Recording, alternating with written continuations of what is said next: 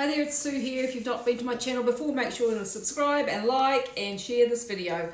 I have been asked by somebody to show how I make our sourdough bread that I make for hubby. So I obviously don't eat this, but hubby still does. So we make a loaf about once a week, and I normally make it in the Thermomix, but I'm going to show you how to make it by hand. So let's get started. Okay, so I have kitchen scales here, and I am going to measure out 350 grams of water that is about 37 degrees, so about body temperature. So I'll do it in the jug, and then I can tell you how much this is in litres or cups or whatever. Oops, too much. Get a little bit out of there. If you don't have a thermometer to measure the temperature of your water, it probably won't really matter if it's cold water, but this is just what the recipe is always called for. But if it's skin temperature, that's about right. So this is water that the kettle was boiled hours ago, but it's just still just perfect. So I'm going to add that to the bowl, and then I'm going to place my bowl here. I'm going to tare my scales again. Alright, so I'm just going to grab my flour. So we have our flour, and I'm going to add 550 grams of flour. So I just use white wheat flour.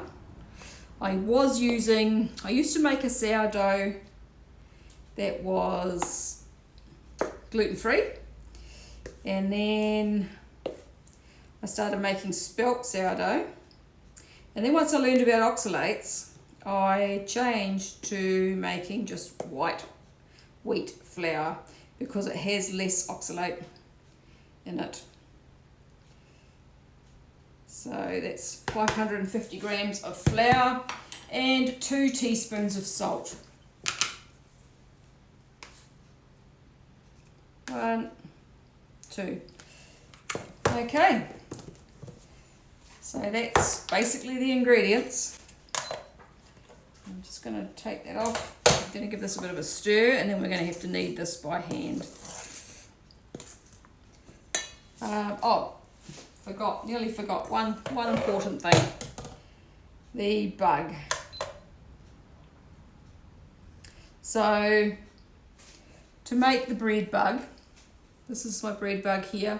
All you do is you add, you can see in there it's all foamy and bubbly.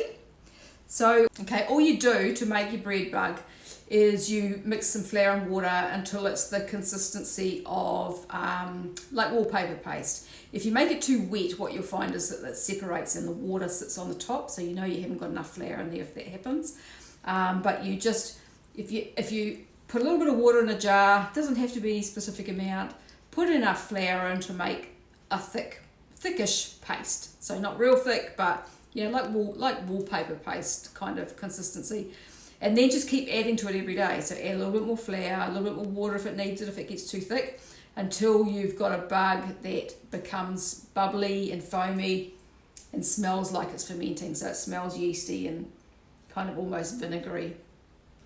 It'll take probably a couple of weeks usually for it to get to that stage. Sorry, the light's horrible in here because it's just dusk and I've got the kitchen lights on. But yeah, you'll find that eventually it starts to go bubbly and starts fermenting, and that's when it's ready to use and you can start making your bread. So what I do is, I'm just going to put my glasses back on so that I can see. I'm going to tare this. I've tared it back to 0. And then I'm going to add about 270 grams of this bubbly starter. Bring my bread bug. Oops, I've got 280 in there. It's not rocket science. If you've got a little bit more, a little bit less, it doesn't really matter. If it's a bit too wet, add a bit more water. If it's a little bit too dry, add a little bit more flour. But that's it. So what I do when I've used that, so you can see how much is left in there, it's about there. Sometimes it's only this much, just depends. I pop that back in the fridge and I leave it until next time we bring it out, let it warm up. add a heap more flour, enough water to make it thick again, just a thick paste, and let it sit on the bench on a plate because sometimes it'll overflow. Okay, and so I let it sit on the bench for usually overnight, and then we make the bread in the morning usually, but I didn't have time this morning and then I forgot. I was going to do it at lunchtime and then I forgot, so here I am doing it now.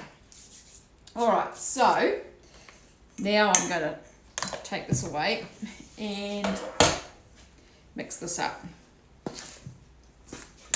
So I'm just going to bring that back down again so that you can see. And you can see we've got our flour and our bug and our water and our salt. So you can see it's getting thick there.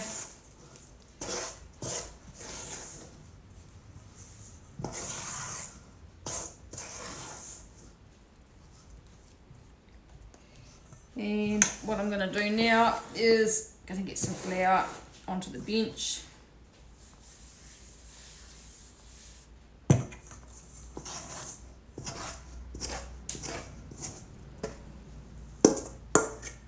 And dump that out.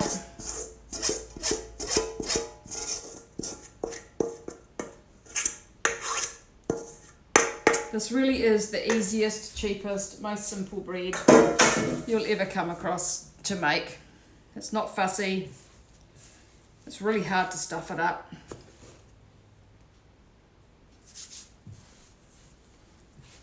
So you just want to get in there and you just want to knead it for probably about 5 minutes or so.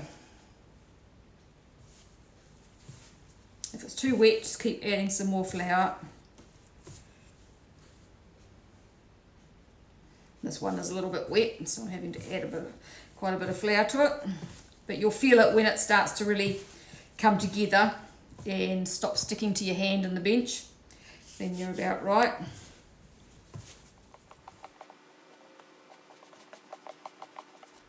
Okay, so you'll see that's all come together nicely. You can take your frustrations out on it. Give it a bit of a bash. And I've had to add quite a bit of flour to this because it was a little bit too wet, but it's pretty good now.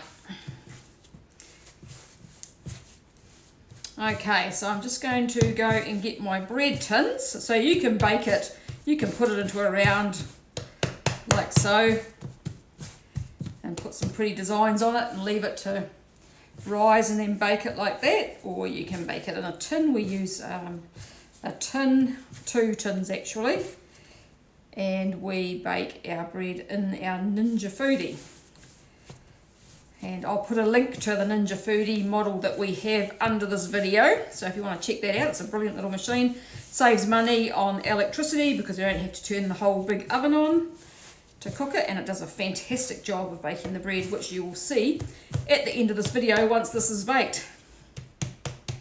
Okay, so I have got my 2 tins here and I have buttered those, and we just, the loaf is too big for this tin here, so we do that one and we put a little bit into this one, and that way when hubby gets down to the little one, he knows he needs to get the bread bug out to make some more bread. So I just split it into the lumps like that. Just going to put a little bit of flour on there, and so that one goes into that container, and then the big lump goes into this container, into that tin there. So we've got one there and one there. Now I'm just going to cover those with a tea towel, and I'm going to leave them for probably 6 to 8 hours normally to prove. It depends on the temperature in your house.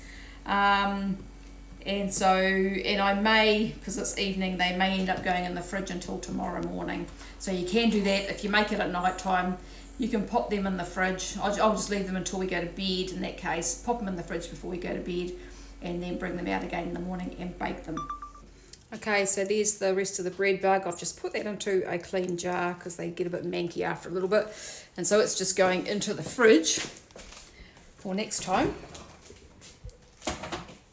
And there's our bread sitting there under a tea towel, waiting to do its thing.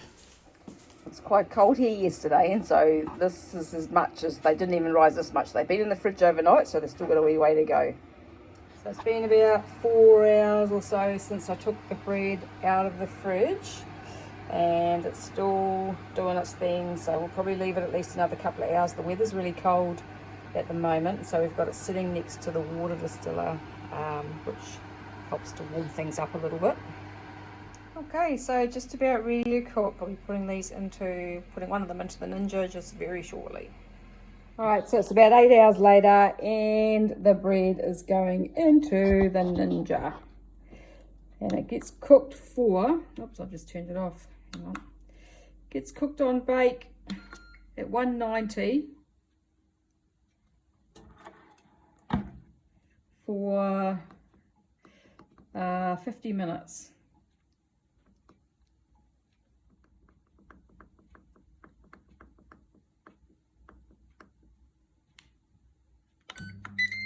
Okay, so this one's just come out of the Ninja, and I'm just going to try and tip this out with one hand without ending up with it on the floor.